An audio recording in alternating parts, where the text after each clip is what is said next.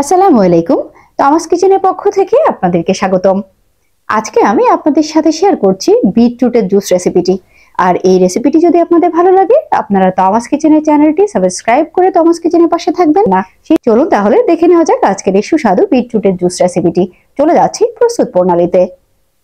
আমার হাতে যেই বিটরুটটা আছে, ঠিক এতটুক সাইজের একটা বিটরুট আমি আজকে ব্যবহার করছি জুস তৈরি করে নেওয়ার জন্য।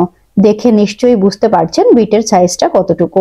বিটরুটটাকে ছিলে সুন্দরভাবে ধুয়ে তারপর আমি টুকরো টুকরো করে কেটে নিয়েছি। এখানে বড় সাইজের একটা বিটরুট আছে। তার সাথে আমি এখানে নিয়েছি 1 টেবিল চামচ পরিমাণে বিট লবণ। আর এখানে নিয়েছি আমি 2 ইঞ্চি পরিমাণে আদা। আদাও আমি ধুয়ে সুন্দরভাবে টুকরো টুকরো করে কেটে নিয়েছি।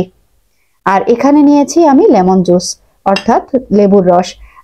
আজকে আমি যে লেবুটা নিয়েছি একটু রস কম ছিল, যার জন্য আমার 2টা লেবু লেগেছে। আপনারা যদি বড় লেবু ইউজ করতে চান সেক্ষেত্রে কিন্তু একটা দিলেই হয়ে যাবে। এখন আমি সবকিছু একসাথে ব্লেন্ড করার জন্য একটা ব্লেন্ডার নিয়ে নিব। বিটরুটটা ব্লেন্ড করে নেওয়ার জন্য একটা জাগ নিয়ে নিলাম। ব্লেন্ডারের জাগের মধ্যে আমি বিটরুট এবং আদাটা দিলাম। তো বিটরুট এবং আদার সাথে আমি 1 কাপ পরিমাণে পানি অ্যাড করে দিয়েছি। এখন আমি বিটরুটটা ব্লেন্ড করে নিচ্ছি।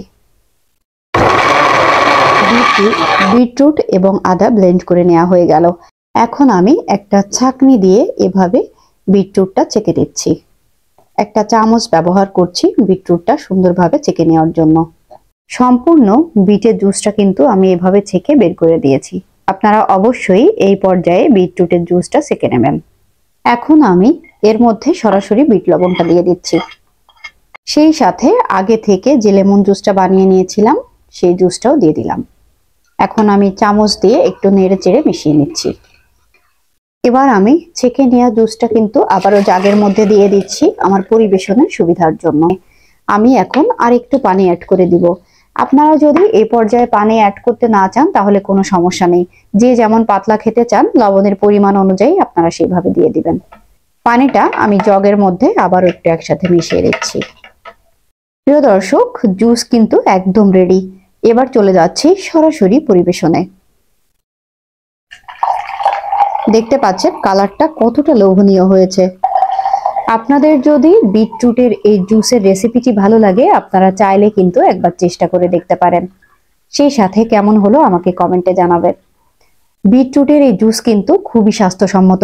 আপনারা চাইলে একবার চেষ্টা করে দেখতে পারেন।